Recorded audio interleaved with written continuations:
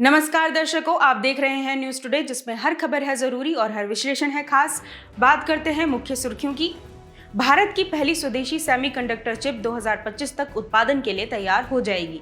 GTRI global trade research initiative ने tariffs and India report जारी की। संयुक्त राष्ट्र महासचिव ने कहा, परमाणु हथियार विनाश का एक तरफा मार्ग है। भारत की अंतरिक्ष अर्थव्यवस्था में अगले कुछ वर्षों में 5 गुना वृद्धि की उम्मीद प्रकट की गई। आर्टिफिशियल इंटेलिजेंस AI के उपयोग से भारतीय न्यायपालिका के कामकाज और कानून को लागू करने में बदलाव लाया जा रहा है। वित्त वर्ष 2027 तक भारत की कुल स्थापित पवन ऊर्जा क्षमता 63 गीगावाट GW हो जाएगी। चलिए बढ़ते हैं आज की पहली मुख्य खबर की ओर। भारत की पहली स्वदेशी सेमीकंडक्टर चिप 2025 तक उत्पादन के लिए तैयार हो जाएगी। यह आयातों पर निर्भरता कम करने और भारत की वैश्विक सेमीकंडक्टर उद्योग में स्थिति को मजबूत करने की दिशा में एक महत्वपूर्ण कदम है। भारत का सेमीकंडक्टर विनिर्माण उद्योग अभी भी अपने प्रारंभिक चरण में है और यह सेमीकंडक्टर चिप्स के लिए ताइवान, चीन जैसे अन्य देशों पर बहुत अधिक निर्भर है। स्वदेशी चिप विकसित करने से राष्ट्रीय सुरक्षा बढ़ेगी, व्यापार घाटा कम होगा और घरेलू इलेक्ट्रॉनिक्स उद्योग को भी बढ़ावा मिलेगा। भारत का सेमीकंडक्टर उद्योग देखें तो इसमें पहला है भारतीय सेमीकंडक्टर बाजार। इसका मूल्य 2023 में लगभग $38 बिलियन था तथा 2030 तक इसका मूल्य $109 बिलियन होने का अनुमान है। भारत के सेमीकंडक्टर उपभोग बाजार की 2030 तक 13% की मजबूत चक्रवृद्धि वार्षिक वृद्धि दर यानी कि CAGR से बढ़ने की उम्मीद है। आइए इससे जुड़ी चुनौतियां भी जान लेते हैं। पहला है पूंजी प्रधान क्षेत्रक। उदाहरण के लिए एक सेमीकंडक्टर फैब स्थापित करने हेतु $10 बिलियन से अधिक की आवश्यकता होती है। दूसरा है कुशल कार्यबल का अभाव। भारत को सेमीकंडक्टर डिजाइन, विनिर्माण और परीक्षण के लिए विशेषज्ञों की आवश्यकता है। तीसरा है कच्चे माल हेतु आयात पर निर्भरता। इस क्षेत्र से संबंधित महत्वपूर्ण कच्चे माल जैसे सिलिकॉन वेफर और सेमीकंडक्टर चिप्स का आयात किया जाता है। आइए इस क्षेत्र के लिए शुरू की गई पहले भी जान लेते हैं। इसमें पहला है सेमीकॉन इंडिया प्रोग्राम। इसका उद्देश्य घरेलू सेमीकंडक्टर उद्योग को प्रोत्साहन और रणनीतिक साझेदारी के माध्यम से बढ़ावा देना है।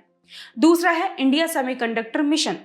इस मिशन का उद्देश्य एक सक्रिय सेमीकंडक्टर और डिस्प्ले इकोसिस्टम बनाना है ताकि भारत इलेक्ट्रॉनिक्स विनिर्माण एवं डिजाइन के लिए एक वैश्विक केंद्र के रूप में उभर सके। तीसरा है बड़ी कंपनियों के साथ साझेदारी। भारत में विनिर्माण इकाइयां स्थापित करने के लिए माइक्रोन, फॉक्सकॉन जैसी कंपनियों के साथ भागीदारी की गई है। GTRI यानी ग्लोबल ट्रेड रिसर्च इनिशिएटिव ने टैरिफ्स एंड इंडिया रिपोर्ट जारी की। इस रिपोर्ट में अमेरिकी रेसिप्रोकल टैरिफ प्लान के संभावित प्रभाव का विश्लेषण किया गया है। साथ ही भारत सरकार तथा उद्योग हितधारकों के लिए घाटे को कम करने हेतु अलग अलग कार्रवाइयों का प्रस्ताव किया गया है। आपको बता दें, अमेरिकी रेसिप्रोकल टैरिफ प्लान का उद्देश्य उन देशों पर उच्च टैरिफ लगाना है जिनके साथ अमेरिका का व्यापार घाटा है, ताकि व्यापार असंतुलन को कम किया जा सके। चलिए अब सबसे पहले अमेरिकी रेसिप्रोकल टैरिफ प्लान के प्रभाव जानते हैं। भारत पर इसके प्रभाव देखें तो भारतीय निर्यात पर मौजूदा 2.8% की तुलना में 4.9% का अतिरिक्त टैरिफ लग सकता है। अब अलग अलग क्षेत्रों पर इसके प्रभाव जानते हैं। सबसे पहले कृषि क्षेत्र पर देखें तो कृषि निर्यात पर इसका सबसे अधिक प्रभाव पड़ेगा तथा झींगा, डेयरी और प्रसंस्कृत खाद्य पदार्थों पर 38.2% तक का टैरिफ लगेगा। दूसरा औद्योगिक सामान, फार्मास्यूटिकल्स, हीरे और आभूषण तथा इलेक्ट्रॉनिक्स निर्यात पर सबसे अधिक जोखिम होगा। उदाहरण के लिए फार्मास्यूटिकल क्षेत्र पर 10.9% का टैरिफ अंतर जेनेरिक दवाओं की लागत बढ़ा सकता है। इससे भारतीय फार्मास्यूटिकल उत्पादों की मांग प्रभावित होगी और प्रतिस्पर्धा भी कम होगी। इसका न्यूनतम प्रभाव देखें तो पेट्रोलियम, खनिज और वस्त्र संबंधी उत्पाद इससे अप्रभावित रह सकते हैं। खबर के अंत में रिपोर्ट में की गई सिफारिशें भी जान लेते हैं। सबसे पहले अमेरिका के समक्ष अग्रिम टैरिफ प्रस्ताव प्रस्तुत करना चाहिए और मुक्त व्यापार समझौता FTA योजना को फिलहाल के लिए छोड़ देना चाहिए। साथ ही भारत को टैरिफ लाइनों की पहचान करके शून्य के लिए शून्य रणनीति का प्रस्ताव करना चाहिए। इससे भारत घरेलू उद्योगों को नुकसान पहुंचाए बिना अमेरिकी आयातों के लिए टैरिफ को समाप्त कर सकता है। दूसरा है जवाबी उपायों को अपनाना। भारत को अनुचित रियायतों से इनकार करना चाहिए और चीन की प्रतिक्रिया के समान जवाबी उपायों पर विचार करना चाहिए। और आखिर में है भारत और अमेरिका द्वारा बताए गए व्यापार डेटा में बड़े अंतर को सुलझाना। इसमें गलत आंकड़ों के आधार पर टैरिफ निर्णयों को रोकने का प्रयास करना चाहिए। चलिए बढ़ते हैं अगली मुख्य खबर की ओर। संयुक्त राष्ट्र महासचिव ने कहा, परमाणु हथियार विनाश का एक तरफा मार्ग है। यह चेतावनी उस संदर्भ में भी आई है जब पिछले माह डूम्सडे क्लॉक आधी रात के 1 सेकंड और करीब आ गई थी। डूम्सडे क्लॉक को 1947 में bulletin of the atomic scientist द्वारा पेश किया गया था। यह प्रतीकात्मक रूप से यह दर्शाती है कि मानवता आत्मविनाश के कितने करीब है। आइए परमाणु हथियारों के कारण उत्पन्न वर्तमान जोखिम भी जान लेते हैं। पहला है वैश्विक सुरक्षा चिंताओं में वृद्धि। भू राजनीतिक तनाव, राष्ट्रों के बीच विश्वास में कमी और सैन्य खर्चों में वृद्धि से परमाणु संघर्ष की संभावना बढ़ रही है। दूसरा है निरस्त्रीकरण फ्रेमवर्क का क्षरण। परमाणु परीक्षण और प्रसार के खिलाफ प्रमुख संधियों एवं मानदंडों को कमजोर किया जा रहा है। तीसरा है परमाणु ब्लैकमेल। विरोधी देशों को भयभीत करने के लिए परमाणु हथियारों के उपयोग की धमकी वैश्विक अस्थिरता को बढ़ावा देती है। चौथा है आविष्कारों का विस्तार। देश अपने परमाणु हथियारों की संख्या बढ़ा रहे हैं और बाह्य अंतरिक्ष में हथियारों की तैनाती जैसी दौड़ शुरू हो गई है। पांचवा है आर्टिफिशियल इंटेलिजेंस को हथियार बनाना। यह मानव नियंत्रण को कम कर सकता है, जिससे बिना उद्देश्य के ही परमाणु हथियारों के इस्तेमाल का खतरा बढ़ सकता है। आइए अब इसके अप्रसार प्रयास भी देख लेते हैं। पहला है निशस्त्रीकरण सम्मेलन। इसका एजेंडा परमाणु निरस्त्रीकरण, बाह्य अंतरिक्ष में हथियारों की दौड़ को रोकना और नए प्रकार के व्यापक विनाशकारी हथियारों की समस्या का समाधान खोजना है। अगला है परमाणु अप्रसार संधि यानी कि NPT। इसका उद्देश्य परमाणु हथियारों और उनकी तकनीक के प्रसार को रोकना तथा परमाणु ऊर्जा के शांतिपूर्ण उपयोग को बढ़ावा देना है। फिर है व्यापक परमाणु परीक्षण प्रतिबंध संधि यानी CTBT। यह सैन्य और शांतिपूर्ण किसी भी उद्देश्य से किए गए सभी परमाणु विस्फोटों पर प्रतिबंध लगाती है। आखिरी है अंतरराष्ट्रीय परमाणु ऊर्जा एजेंसी यानी कि IAEA।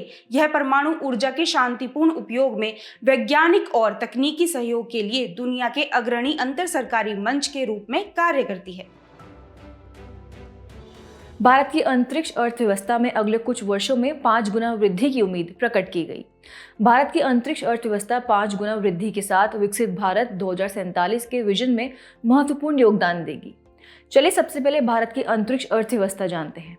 वर्तमान स्थिति देखें तो भारतीय अंतरिक्ष अर्थव्यवस्था का मूल्य $8.4 बिलियन है, जो वैश्विक अंतरिक्ष बाजार का 2% है। अर्थव्यवस्था में इसके योगदान की बात करें तो पिछले दशक में GDP में 20,000 करोड़ रुपए के योगदान के साथ इसने 96,000 लोगों को नौकरियां प्रदान की थी। अंतरिक्ष क्षेत्र में प्रत्येक डॉलर का निवेश $2.54 का आर्थिक प्रभाव उत्पन्न करता है। इस प्रकार ये भारत के व्यापक उद्योग की तुलना में 2.5 गुना अधिक उत्पादक बन जाता है। चलिए इसके साथ ही इसका विजन भी जान लेते हैं। सरकार का लक्ष्य 2033 तक वैश्विक अंतरिक्ष बाजार में 8% हिस्सेदारी प्राप्त करना है। इससे अंतरिक्ष क्षेत्र की अर्थव्यवस्था $44 बिलियन तक पहुंच सकेगी। अब राष्ट्र निर्माण में अंतरिक्ष प्रौद्योगिकी की भूमिका समझते हैं। पहला है भूमि डिजिटलीकरण। उदाहरण के स्वामित्व योजना के तहत उपग्रहों की मदद से भूमि रिकॉर्ड में पारदर्शिता सुनिश्चित की जाती है। दूसरा संसाधन मानचित्रण। अंतरिक्ष आधारित तकनीक हिमालयी और समुद्री संसाधनों के दोहन में सहायता करती है। अगला है अंतरिक्ष क्षेत्र में महिलाएं। इसरो के कार्यबल में 20 से 25% महिलाएं हैं, जो चंद्रयान जैसे प्रमुख मिशनों में योगदान देती हैं। और अंत में नेविगेशन और संचार। इसरो का नाविक यानी NAVIC नेशनल पोजीशनिंग और कनेक्टिविटी को बढ़ाता है। आगे बढ़ते हुए अंतरिक्ष क्षेत्र के लिए शुरू की गई महत्वपूर्ण पहले भी जान लेते हैं। अंतरिक्ष बजट 2013-14 में 5,615 करोड़ रुपए से लगभग 3 गुना बढ़कर 2025-26 में 13,416 करोड़ रुपए हो गया। भारतीय राष्ट्रीय अंतरिक्ष संवर्धन और प्राधिकरण केंद्र यानी IN-SPACE को अंतरिक्ष आधारित गतिविधियों में निजी क्षेत्र की भागीदारी को बढ़ावा देने और उसके पर्यवेक्षण के लिए 2020 में स्थापित किया गया था। अन्य पहलों में भारतीय अंतरिक्ष नीति 2023, 100% FDI की अनुमति, 1,000 करोड़ वेंचर कैपिटल यानी VC फंड आदि शामिल हैं। खबर के अंत में भारत की अंतरिक्ष अर्थव्यवस्था के समक्ष मौजूद बाधाएं भी जान लेते हैं। इसमें निजी क्षेत्र की भागीदारी सीमित है, सुधारों के बावजूद निजी निवेश बहुत कम है। इसके अलावा विनियामकीय बाधाएं हैं, जिसके तहत जटिल नीतियां नवाचार में देरी का कारण बनती हैं। अवसंरचना संबंधी बाधाएं देखें तो लॉन्च साइट्स और अनुसंधान केंद्रों की कमी है और अंतरिक्ष आधारित प्रौद्योगिकियों में प्रशिक्षित पेशेवरों सहित कुशल कार्यबल की भी कमी है।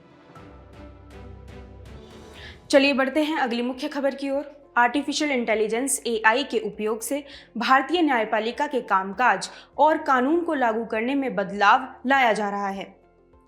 मशीन लर्निंग यानी एमएल, नेचुरल लैंग्वेज प्रोसेसिंग यानी एनएलपी, ऑप्टिकल कैरेक्टर रिकॉग्निशन यानी ओसीआर और प्रिडिक्टिव एनालिटिक्स जैसी एआई संचालित प्रौद्योगिकियों का उपयोग न्यायिक प्रक्रियाओं, कानूनी अनुसंधान और कानून लागू करने में एआई को एकीकृत करने के लिए किया जा रहा है। चलिए न्यायिक कार्रवाई और कानून को लागू करने में एआई की भूमिका को समझते हैं।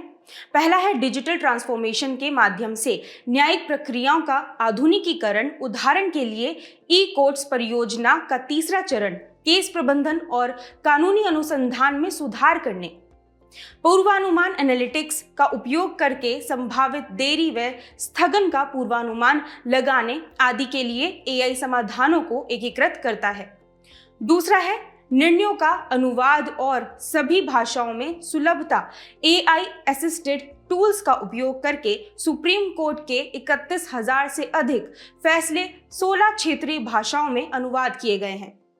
ईएससीआर यानी electronic supreme court reports portal पर एआई द्वारा अनुवादित निर्णय उपलब्ध हैं।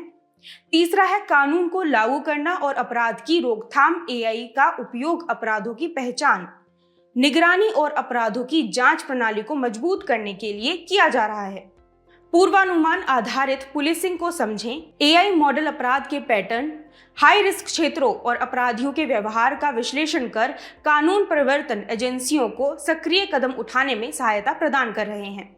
वहीं निगरानी और जांच को देखें तो फेशियल रिकॉग्निशन सिस्टम को राष्ट्रीय अपराध डेटाबेस से जोड़ा गया है। एआई संचालित फॉरेंसिक विश्लेषण साक्ष्य जुटाने और डिजिटल अपराध के तरीकों की जांच में मदद कर रहा है। नवोन्मेषी समाधान देखें तो AI assisted tool voice recognition के जरिए एफआईआर दर्ज करने में मदद कर रहा है। ऑगमेंटेड रियलिटी यानी एआर का उपयोग अपराध स्थल की जांच के लिए किया जा रहा है। अन्य समाधान की बात करें तो इनमें crime and criminal tracking network system यानी सीसीटीएनएस, ई प्रिजन, ई फॉरेंसिक डेटाबेस का एकीकरण आदि शामिल है। भविष्य में विधि और न्याय प्रणाली में एआई संचालित कानूनी अनुसंधान में ब्लॉकचेन की मदद से सुरक्षित तरीके से केस का रिकॉर्ड रखने में, एआई एनालिटिक्स के माध्यम से न्यायिक पारदर्शिता बढ़ाने में और कानून को लागू करने के दौरान साइबर सुरक्षा सुनिश्चित करने में एआई के उपयोग की संभावना है। बात करते हैं अंतिम मुख्य खबर की। वित्त वर्ष 2027 तक भारत की कुल स्थापित पवन ऊर्जा क्षमता 63 गीगावाट हो जाएगी। क्रिसिल की एक रिपोर्ट के अनुसार भारत की वार्षिक पवन ऊर्जा क्षमता वित्त वर्ष 2024-25 में लगभग 3.4 गीगावाट थी। यह वित्त वर्ष 2026-27 में दोगुनी होकर लगभग 7.1 गीगावाट हो जाएगी। चलिए सबसे पहले भारत में पवन ऊर्जा की स्थिति समझते हैं। कुल स्थापित पवन ऊर्जा क्षमता देखें तो यह एक दशक से भी कम समय में दोगुनी से भी अधिक हो गई है। ये जनवरी 2025 तक 48.16 गीगावाट तक पहुंच गई है। वर्तमान में भारत कुल स्थापित पवन ऊर्जा क्षमता के मामले में विश्व में चौथे स्थान पर है। नवीकरणीय ऊर्जा में इसकी भूमिका को समझें तो भारत के नवीकरणीय एनर्जी मिक्स में पवन ऊर्जा दूसरी सबसे बड़ी योगदान करता है, जबकि सौर ऊर्जा शीर्ष स्थान पर है। आपको बता दें कि भारत की सौर ऊर्जा की स्थापित क्षमता 100 गीगावाट से अधिक है। और आखिरी है पवन ऊर्जा उत्पादन की उच्च क्षमता वाले राज्य, जिसमें गुजरात, महाराष्ट्र, कर्नाटक, तमिलनाडु, आंध्र प्रदेश आदि शामिल है। अब पवन ऊर्जा को बढ़ावा देने के लिए शुरू की गई पहले भी जान लेते हैं। पहली पहल है राष्ट्रीय पवन सौर हाइब्रिड नीति 2018। ये भूमि उपयोग और ग्रिड स्थिरता को अनुकूलित करने के लिए पवन एवं सौर ऊर्जा के संयोजन वाली हाइब्रिड परियोजनाओं को बढ़ावा देती है। दूसरी पहल है अपतटीय पवन ऊर्जा नीति 2015। ये गुजरात और तमिलनाडु के तटों पर पहचानी गई क्षमता के साथ अपतटीय पवन ऊर्जा के विकास को प्रोत्साहित करती है। इसके अलावा है हरित ऊर्जा मुक्त पहुंच नियम 2022। ये नियम उपभोक्ताओं के लिए नवीकरणीय ऊर्जा तक आसानी से पहुंच की सुविधा प्रदान करते हैं। इससे पवन ऊर्जा अपनाने को बढ़ावा मिलता है। और आखिरी है नवीकरणीय ऊर्जा क्रय दायित्व यानी RPO। ये विद्युत वितरण कंपनियों को विद्युत का एक हिस्सा पवन एवं अन्य नवीकरणीय ऊर्जा स्रोतों से प्राप्त करने का आदेश देता है। खबर के अंत में पवन ऊर्जा से जुड़ी चुनौतियों पर भी एक नजर डाल लेते हैं। पहली चुनौती है वित्तीय व्यवहार्यता। उच्च प्रारंभिक लागत परियोजना की वित्तीय सफलता के बारे में चिंताएं बढ़ाती है। दूसरी चुनौती है ग्रिड अवसंरचना। अपर्याप्त ग्रिड अवसंरचना ऊर्जा वितरण में बाधा डालती है। इसके अलावा है भूमि अधिग्रहण। पवन ऊर्जा फार्मों के लिए भूमि अधिग्रहण प्रक्रिया धीमी और जटिल हो सकती है। और आखिरी है पावर ट्रांसमिशन के लिए महत्वपूर्ण उपकरणों का अक्सर अभाव रहना। चलिए बढ़ते हमारे खास सेगमेंट सुर्खियों में रहे स्थल की तरफ। आज हम बात करेंगे दक्षिण कोरिया की, जिसकी राजधानी सियोल है। 2024 में दक्षिण कोरिया की जन्म दर 9 वर्षों में पहली बार बढ़ी है। इसकी भौगोलिक स्थिति देखें तो यह पूर्वी एशिया में स्थित है। इसकी सीमाएं 38वीं समानांतर के साथ उत्तर कोरिया से लगती हैं। इसके पूर्व में पूर्वी सागर यानी जापान सागर तथा पश्चिम में पीला सागर स्थित है। इसकी भौगोलिक विशेषताओं को देखें तो इसके पूर्वी तट पर ताइबेक पर्वत है और इसके प्रमुख द्वीप जेजू द्वीप और उल्युंग द्वीप हैं और इसकी प्रमुख नदी हान नदी है। चलिए बुलेटिन के आखिर में बढ़ते हैं आज की संक्षिप्त सुर्खियों की तरफ। 21 फरवरी को अंतर्राष्ट्रीय मातृभाषा दिवस की 25वीं वर्षगांठ मनाई गई। यह दिवस वर्ष 2000 से प्रत्येक वर्ष 21 फरवरी को मनाया जाता है। NASA SpaceX Falcon 9 rocket से स्फेयर एक्स स्पेस टेलीस्कोप को लॉन्च करेगा। इसका पूरा नाम spectrophotometer for the history of universe epoch of reionisation and ice explorer है। ऊर्जा दक्षता ब्यूरो यानी BEE ने कार्बन बाजार पर पहला अंतरराष्ट्रीय सम्मेलन प्रकृति 2025 का आयोजन किया। प्रकृति से आशय promoting resilience awareness knowledge and resources for integrating transformational initiative है।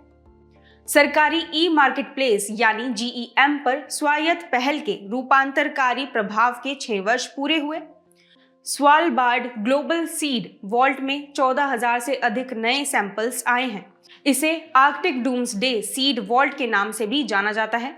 एक हालिया अध्ययन में चेतावनी दी गई है कि जलवायु परिवर्तन के कारण इंग्लैंड की टेम्स नदी में शैवाल प्रस्फुटन में बढ़ोतरी हो सकती है।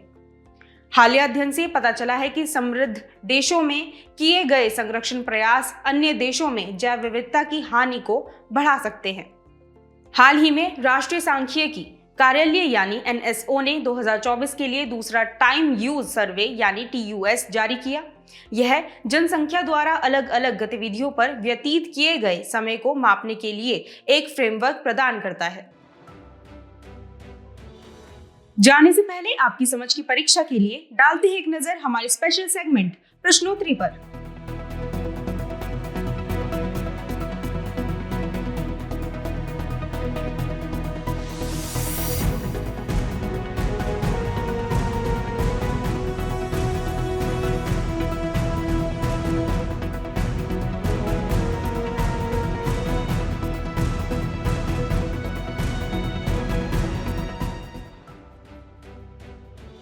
हमसे जुड़ने के लिए आपका धन्यवाद। उम्मीद है न्यूज़ टुडे का यह बुलेटिन आपको पसंद आया होगा। न्यूज़ टुडे की PDF को डाउनलोड करने के लिए और आज की क्विज के उत्तर के लिए डिस्क्रिप्शन में दिए गए लिंक्स पर क्लिक कीजिए।